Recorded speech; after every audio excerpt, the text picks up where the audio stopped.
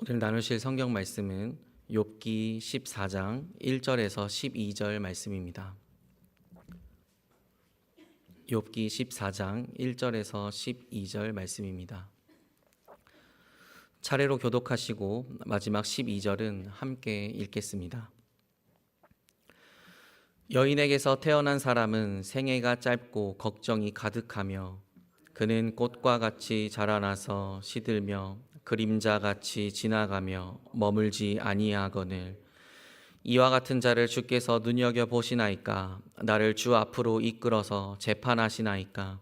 누가 깨끗한 것을 더러운 것 가운데에서 낼 수 있으리이까. 하나도 없나이다. 그의 날을 정하셨고 그의 달수도 주께 있으므로 그의 규례를 정하여 넘어가지 못하게 하셨사온즉 그에게서 눈을 돌이켜 그가 품꾼같이 그의 날을 마칠 때까지 그를 홀로 있게 하옵소서. 나무는 희망이 있나니 찍힐지라도 다시 움이 나서 연한 가지가 끊이지 아니하며 그 뿌리가 땅에서 늙고 줄기가 흙에서 죽을지라도 물 기운에 움이 돋고 가지가 뻗어서 새로 심은 것과 같거니와 장정이라도 죽으면 소멸되나니 인생이 숨을 거두면 그가 어디 있느냐. 물이 바다에서 줄어들고 강물이 잦아서 마름같이 사람이 누우면 다시 일어나지 못하고 하늘이 없어지기까지 눈을 뜨지 못하며 잠을 깨지 못하느니라. 아멘. 목회 데이터 연구소라는 곳에서 작년 11월에 흥미로운 조사를 진행했습니다. 교회를 출석하며 신앙생활하는 청년들에게 현재 삶에서 느낄 수 있는 몇 가지 감정을 물었습니다. 이에 대해 교회 청년 3명 중에 1명 이상은 불안하다는 응답을 했고 4명 중 1명은 외롭거나 우울한 상태라고 응답했습니다. 이어서 이들에게 기독교 하면 떠오르는 이미지에 대해 물었고 사람을 위로하는 이미지를 가장 많이 떠올렸습니다. 그 다음으로 세상과 다른 정의롭고 개혁적인 사회를 통합하는 등의 순으로 응답했습니다. 예수님을 주님으로 고백하며 썩지 않고 더럽지 않은 하늘 소망으로 이 땅에서 살아보려 발버둥 치는 우리는 교회라 일컬어집니다. 하지만 교회로 살아가는 우리의 오늘은 결코 녹록지 않습니다. 치열하게 살아가는 오늘은 우리에게 불안과 고독, 우울을 마주하게 합니다. 그러기에 우리는 서로를 통해 위로를 얻고 싶은 것이 당연합니다. 나만 고달픈 오늘을 살아가는 줄 알았지만 교회 공동체에 속해 보니 나와 같은 인생을 사는 이들이 많다는 것을 봅니다.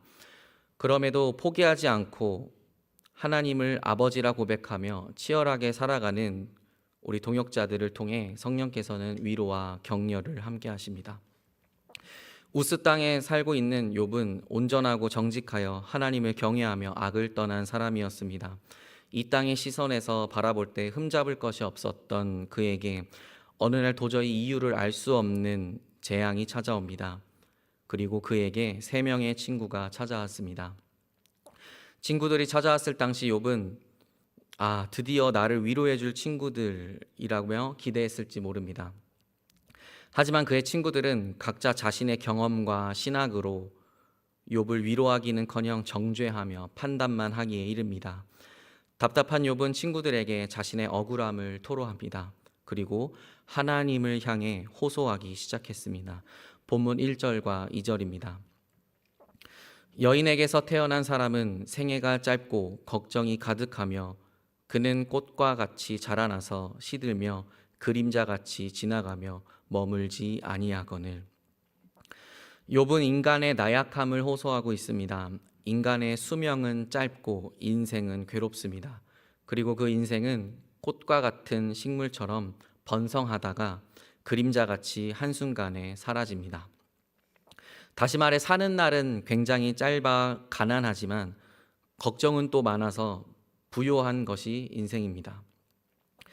2절 말씀의 히브리 단어로 시들다라는 단어는 잘라내다의 의미를 지니고 있습니다. 이것은 곡식 거두는 자의 낫에 의해 곡식과 함께 잘리는 봄꽃을 의미합니다. 이것은 꽃이 자라나서 시든다는 뜻도 있고 꽃이 자라나고는 있지만 때가 되면 곡식과 함께 그냥 잘려나가는 허무함의 의미도 포함됩니다. 우리의 인생이 이러합니다. 인생의 꽃이 피어 가장 아름다울 때, 열매가 맺어 이제 그 결실을 좀 맛보려 할 때 한순간에 사라질 수 있는 덧없는 인생입니다. 이유가 어쨌든 있겠지만 그럼에도 이해가 되지 않는 것이 또 인생인 것 같습니다. 자신이 이러한 인생이라는 것을 고백한 욥은 하나님께 자신의 억울함을 계속해서 호소합니다. 본문 3절과 4절입니다. 이와 같은 자를 주께서 눈여겨보시나이까? 나를 주 앞으로 이끌어서 재판하시나이까? 누가 깨끗한 것을 더러운 것 가운데서 낼 수 있으리까? 하나도 없나이다. 욥은 이렇게 연약하고 일시적인 인생을 하나님께서 눈여겨보시며 재판하시냐고 호소합니다. 욥 자신에게 죄가 있는지 없는지 신문하고 끝까지 감시하는 하나님께 그는 억울함을 호소하고 있습니다. 그런데 전능하신 하나님이 인간을 감시하고 재판하는 것이 우리가 어찌 억울할 수 있겠습니까? 그런데 욥이 가지고 온 논리가 흥미롭습니다. 여인에게서 태어난 사람, 즉 모든 인간은 존재론적으로 깨끗할 수 없는 원죄에 빠져 있다는 것입니다. 애초에 이미 원죄 가운데 있는 인간에게 깨끗한 것을 찾으시려 감시하는 하나님께 문제가 있다는 것입니다. 이어서 욥은 이렇게 이야기합니다. 5절과 6절입니다. 그의 날을 정하셨고 그의 달수도 주께 있으므로 그의 규례를 정하여 넘어가지 못하게 하셨사온즉 그에게서 눈을 돌이켜 그가 품꾼같이 그의 날을 마칠 때까지 그를 홀로 있게 하옵소서. 욥은 죄인된 인간의 사는 날을 하나님께서 정하셨고 하나님이 다 알고 계심을 고백합니다. 또한 모든 인간은 전능하신 하나님의 주관 아래에 있음도 고백합니다. 이러한 제한된 삶 속에서 하나님께 욥이 요구한 것은 인간의 휴식이었습니다. 다시 말해 얼마 남지 않은 인생을 감시자인 하나님으로부터 벗어나 쉬고 싶다는 것입니다. 이러한 고백은 하나님을 향한 탄식과 호소의 시편에서도 찾아볼 수 있습니다. 시편 39편 13절 말씀을 세 번역으로 읽겠습니다.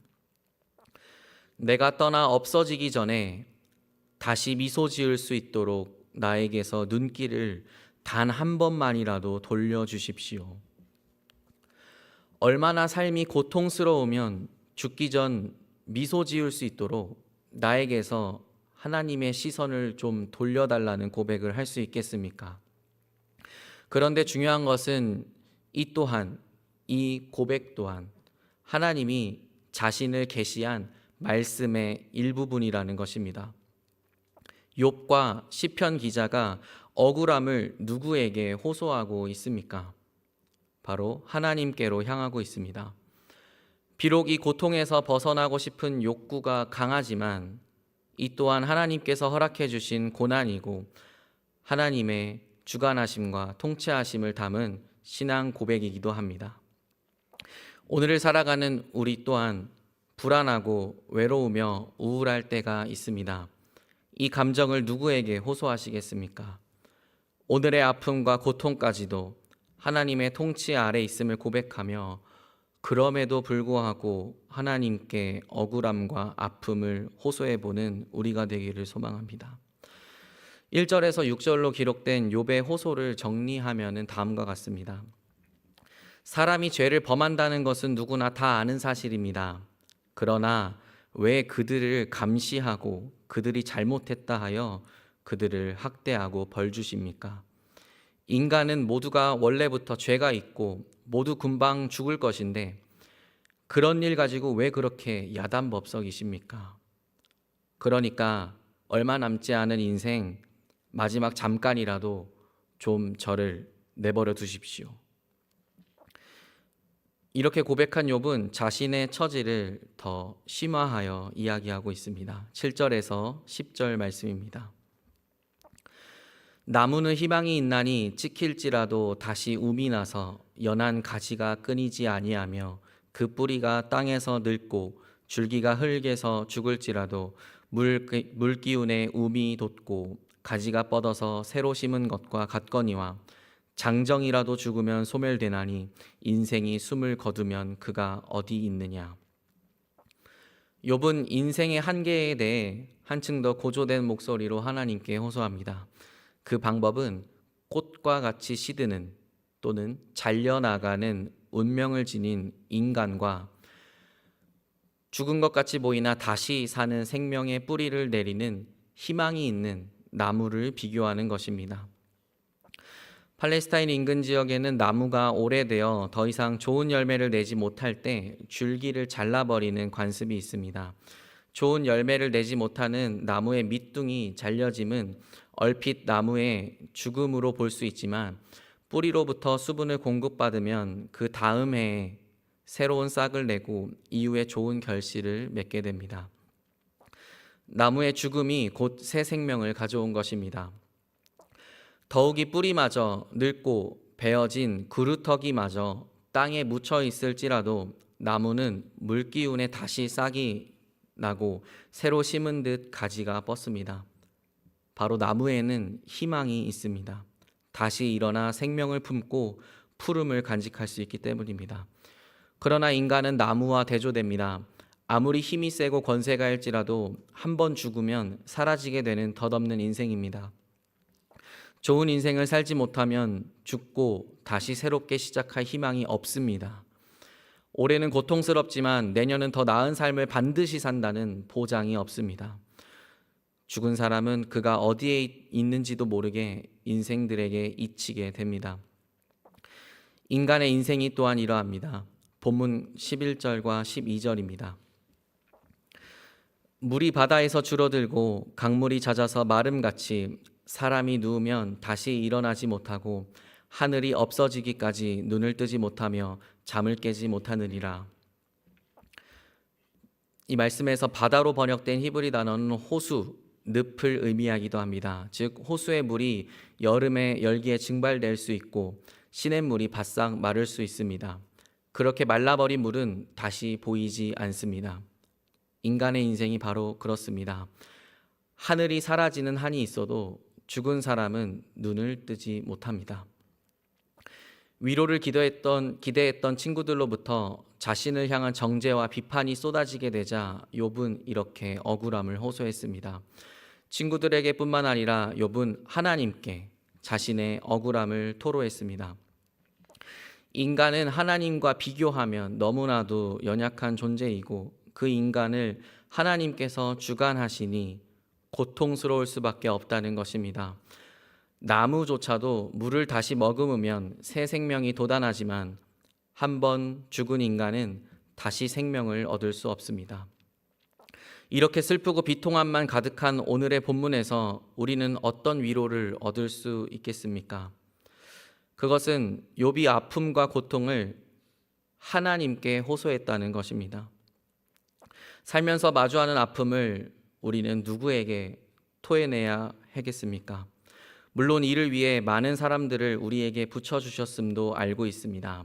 하지만 인간으로부터 얻을 수 있는 위로는 한계가 있고 그들이 공감해준다 한들 그 고통을 온전히 경험하기 전까지는 만족스러운 위로는 얻을 수 없을 것입니다. 답답함에 사무쳐 오늘의 일과가 손에 잡히지 않을 때면 주님께 억울함을 호소하십시다. 고통스러운 환경으로 나를 몰아가시는 분이 주님일지라도 일단 주님께 분노와 억울함을 토해내십시다. 우리는 욥의 결론을 이미 알고 있습니다.